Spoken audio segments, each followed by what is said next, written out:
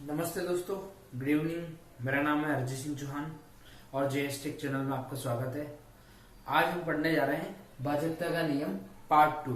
पहले हमने भाजकता का नियम कर लिया था जिसमें हमने 11 तक के नियम पढ़ लिए थे, 1 से लेके। तो आज हम 12 से लेके 20 तक के नियम पढ़ने वाला है। तो दोस्तों बने रहिए मेरे साथ और आइए शुरू करते हैं, ताकि जो बड़े लेवल के कंपटीशन के एग्जाम है वो भी आप क्रैक कर सके। ये उन लोगों के लिए भी है और खास में छोटे बच्चे थोड़े से एडवांस भी हो सके। तो नवोदय विद्यालय के बच्चे और सारे बच्चे जुड़ जाइए और शुरू करते हैं।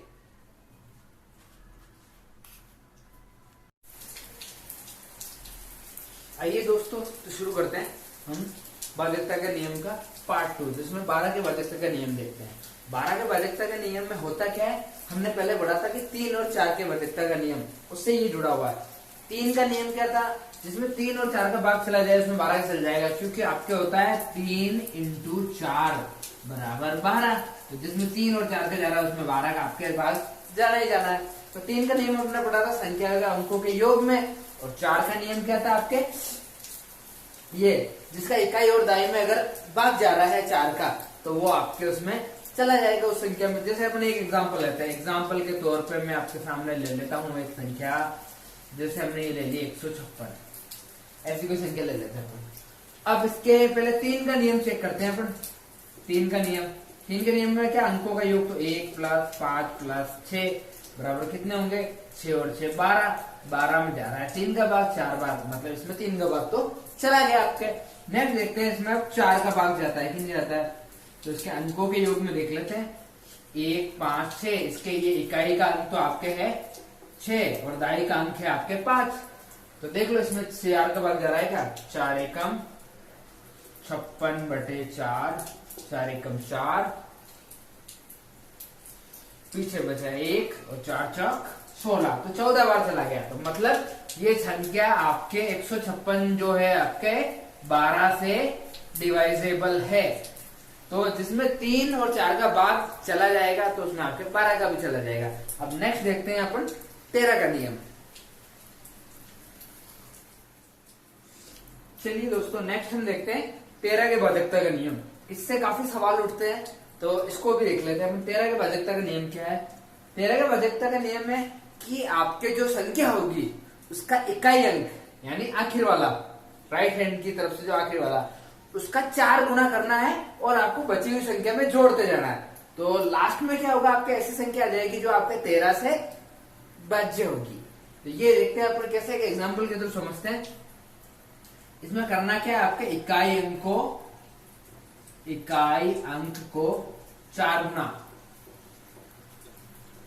कर लो, और शेष में क्या कर लो, उसको आप जोड़ लो। शेष में जोड़ना रहेगा इसको। तो इस बात का आप ध्यान रखें, ये इसके 2 मुख्य पॉइंट है। अब एक एग्जांपल से समझते हैं इस चीज को कि होगा क्या इसमें। जैसे मैंने एक एग्जांपल लिया 11,648, ये कोई एक एग्जांपल है।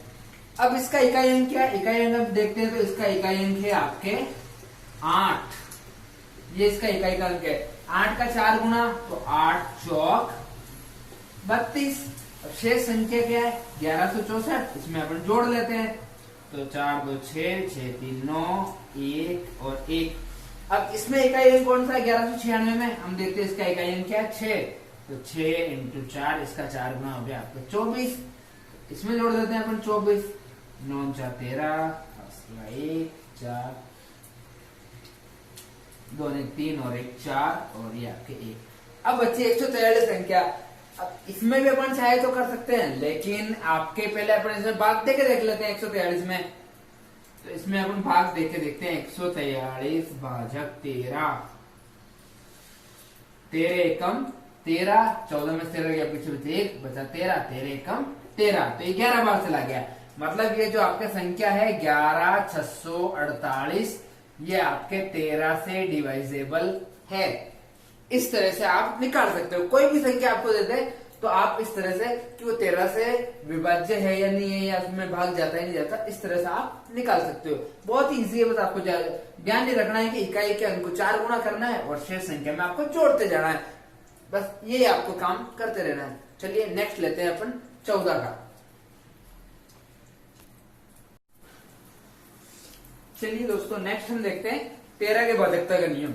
इससे काफी सवाल उठते हैं, तो इसको भी देख लेते हैं। 13 के भाजकता का नियम क्या है? 13 के भाजकता का नियम है कि आपके जो संख्या होगी उसका इकाई अंक, यानी आखिर वाला, राइट हैंड की तरफ से जो आखिर वाला, उसका 4 गुना करना है और आपको बची हुई संख्या में जोड़ते जाना है। तो लास्ट में क्या होगा, आपके ऐसी संख्या आ जाएगी जो आपके 13 से भाज्य होगी।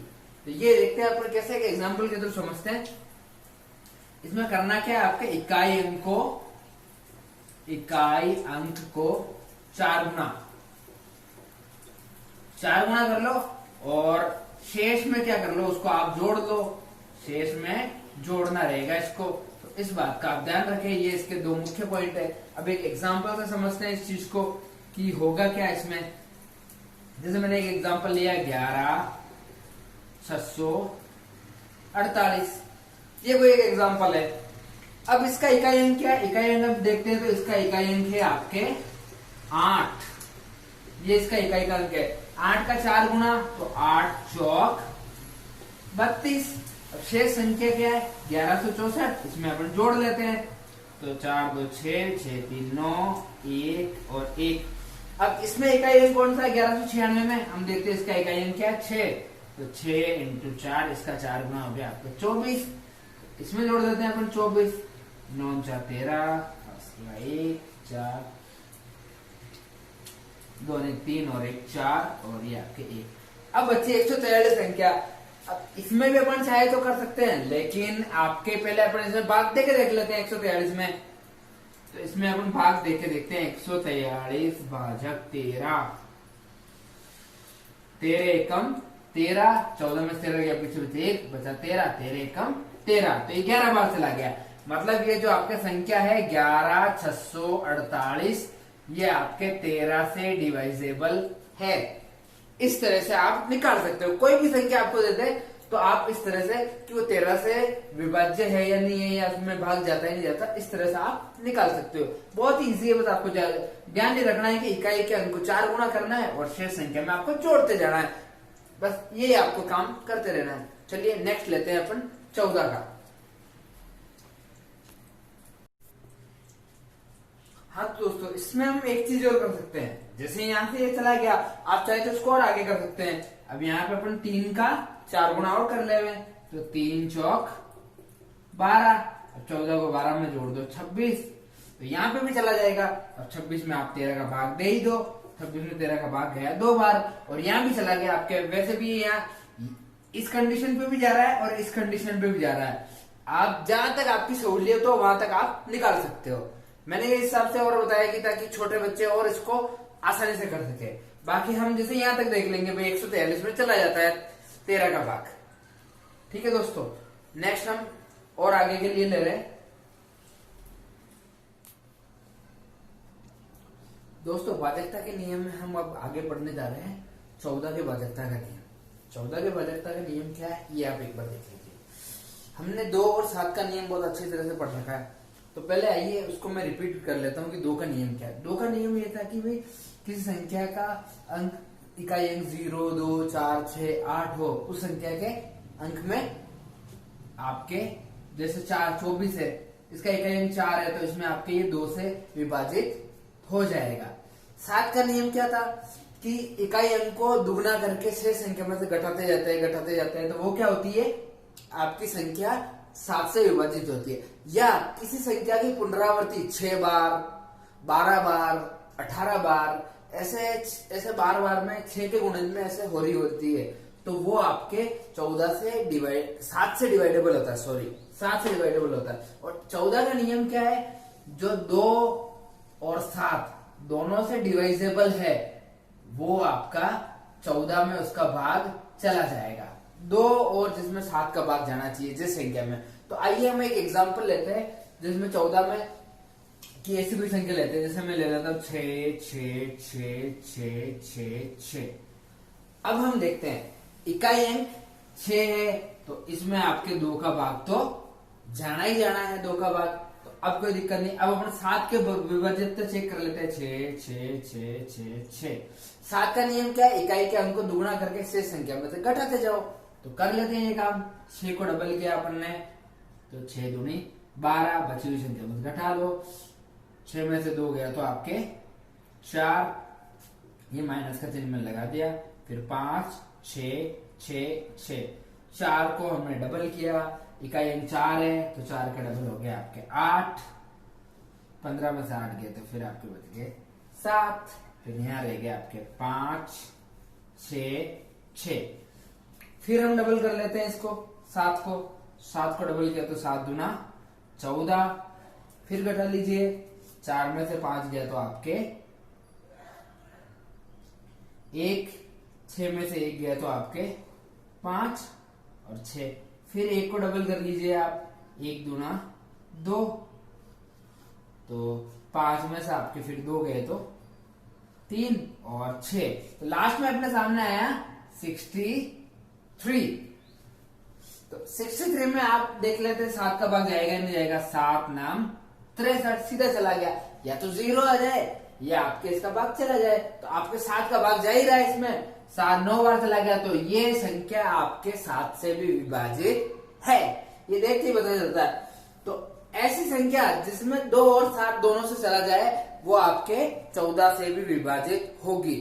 तो हम अब ऐसी संख्या देख लेते हैं, तो ये जो संख्या है ये आपके 14 से भी विभाजित होगी, इसी संख्या को देख लेते हैं अपन, अभी आपके 14 से भी विभाजित हो जाएगी, क्योंकि ये आपके 2 और 7 से भी विभाजित है, तो ये 14 से विभाजित होनी ही होनी है।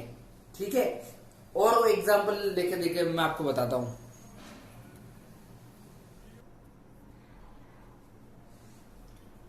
नेक्स्ट दोस्तों देखिए, हम 15 के भाजकता का नियम देखते हैं।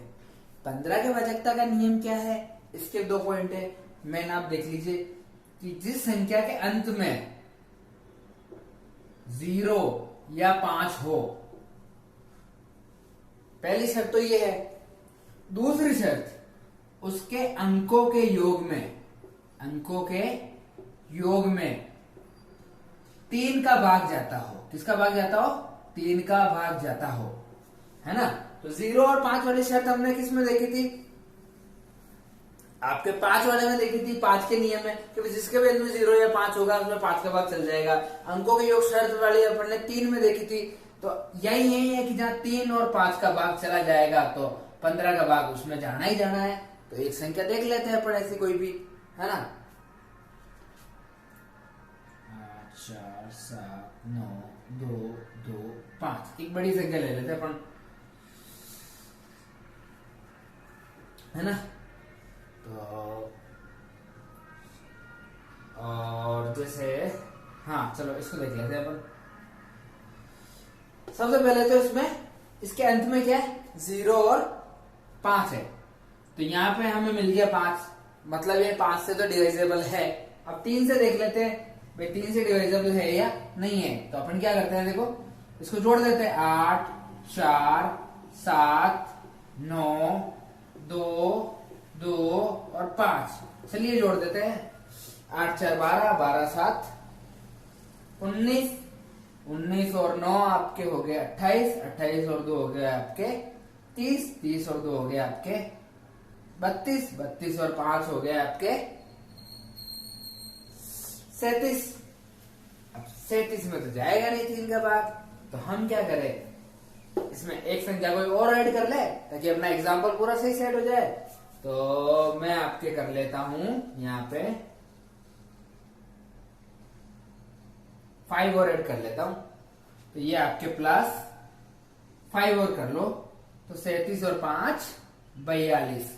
अब 42 में जान चला जाएगा आपके 3 का भाग, देख लेते हैं इसको, क्योंकि 14 थी 42, 14 बार चला जाएगा। तो ये आपके जो संख्या है आपकी 5 से भी डिवाइजेबल है और आपकी 3 से भी डिवाइजेबल है, क्योंकि हमने चेक कर लिया। अब 5 और 3 से डिवाइजेबल है तो 15 से आपके डिवाइजेबल होनी ही होनी है। तो आपको ये 2 नियम अच्छे से ध्यान में रखना है। चलिए नेक्स्ट देखते हैं अपन 16 का नियम। चलिए अब पढ़ते हैं अपन 16 का नियम। 16 का नियम क्या कहता है देखते हैं। एक एग्जांपल लेता हूं मैं, 6, 5, 4, 3, 2, 0। ये तो मैंने आपके सामने एक एग्जांपल लिख दिया, है ना। और एक और एग्जांपल लिख देता हूं क्योंकि ये दो एग्जाम्पल से आपके 16 का नियम आपको बहुत अच्छे से पता चलेगा। ये मैंने आपके सामने दो एग्जाम्पल लिख दिए। 6,54,320 और ये हो गया आपके 1,23,457। ये मैंने आपके सामने 6 अंक लिख दिए। मैंने 2 संख्याएं लिख दी है। अब इसका नियम देखते हैं। 16 का नियम क्या है? यदि पहला नियम इसका ध्यान रखना, 16 में भी 2 नियम है। अगर उसका 1000वां अंक, 1000वां क्या हो? सम हो। 1000वां अंक क्या हो? आपके सम हो। और फिर उसमें अगर भाग चला जाएगा, आपके लास्ट के आपके 3 डिजिट लेना है। 1000वां अंक क्या हो? आपके सम हो। जैसे इकाई, दाई, सैकड़ा, हजार। यहाँ 1000वां अंक क्या है? 4 यहाँ पे क्या है? 1000वां अंक है आपके। जैसे हम गिन सकते हैं इकाई, दाई, सैकड़ा, हजार, तो 4 है आपके 1000वां अंक। अब आगे क्या कहता है? आगे कहता है कि इसके 3 अंक लेने हैं, इकाई, दाई, सैकड़ा। और 3 अंक में अगर 16 का भाग पूरा पूरा चला जाता है तो ये पूरी संख्या आपके 16 से विभाजित है, नहीं तो नहीं होगी। इस बात का ध्यान रखना। तो क्या है? दो, पहला तो उसका 1000वां अंक सम हो, दूसरी चीज उसके इकाई, दाई, सैकड़ा में 16 का भाग जाता हो। तो देख लेते हैं, 16 दूना 32, 20 बार चला गया आसानी से। तो मतलब ये पूरी संख्या क्या है? आपके 16 से विभाजित है। अब एक एग्जाम्पल अगला लेते हैं। अगले एग्जाम्पल में क्या पेच है ये मेरे साथ देखिए आप। इसमें भी यही सेम चीज है, लेकिन इसमें क्या है? इकाई, दाई, सैकड़ा, हजार। यहाँ पे आपके जो 1000वां अंक है वो यहाँ पे क्या है? विषम है। 3 क्या है? आपके विषम संख्या है। क्या है? विषम संख्या। तो विषम संख्या में क्या होगा? थोड़ा सा नियम आपके चेंज हो जाएगा। कैसे होगा ये देखते हैं अपन। तो 1000वां अंक आपके 3 विषम है, तो हमें क्या करना है? इसमें लेना है केवल इकाई और दाई। जब सम हो तो आपको इकाई, दाई, सैकड़ा लेना है, और विषम हो तो आपको इकाई और दाई। उसमें 8 जोड़ना है केवल। क्या जोड़ना है? 8 जोड़ना। फिर अगर 16 का भाग चला जाता है तो ये पूरी संख्या आपके 16 से विभाजित है, नहीं तो नहीं होगी। इस बात का ध्यान रखना। जैसे मैं यहां देख लेता हूं, इसका इकाई और दाई अंक क्या है? 57। उसमें मैं जोड़ देता हूं आपके 8। ये मैंने 8 जोड़े तो कितने हुए? 57 और 8 65। अब मैं इसको 16 से भाग देखूं तो 16 चौक 64, भाग नहीं जा रहा है। मतलब ये संख्या 16 से विभाजित नहीं है। तो हमें ये 1000 के चक्कर को ध्यान से समझ लेना। अगर सम हो तो हमें इकाई, दाई और सैकड़ा के अंदर भाग देना है, और विषम हो तो हमें केवल इकाई और दाई में 8 जोड़ना है और फिर भाग देना है। फिर अगर चला जाता है तो वो आपके 16 से डिवाइसेबल होगा, नहीं तो नहीं होगा। ये आपके 16 का नियम है। अब देखते हैं अपन 17 का नियम।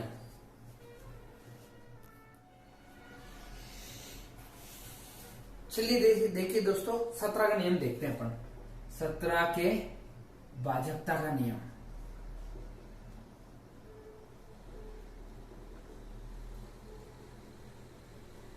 है ना।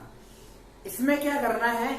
आपका जो इकाई अंक होगा उसको 5 गुना करके 6 संख्या में से घटाते जाना है। जैसे अपने 7 के नियम में अपन करते हैं, डबल करके घटाते जाते हैं 6 संख्या में से। इसमें क्या करना है? आपको 5 गुना करना है उसको, मतलब 5 से गुना करना है आपको इकाई अंक को, और फिर 6 संख्या में से घटाने जाना है। जैसे अपन एक एग्जाम्पल लेते हैं, इसका एग्जाम्पल एक ले लेते हैं, जैसे 16 7 7 9 16,779। अब हम इकाई अंक देखते हैं इसमें। इसका इकाई अंक क्या है? 9। 9 को 5 गुना कर लो तो 9 × 5 बराबर ये हो गया आपके 45। अब 45 को 6 संख्या में से घटा लीजिए। ये घटा लिया, 7 में से 5 गया 2, ये रहा 3 6 1। अब अगली संख्या क्या है आपके? 2।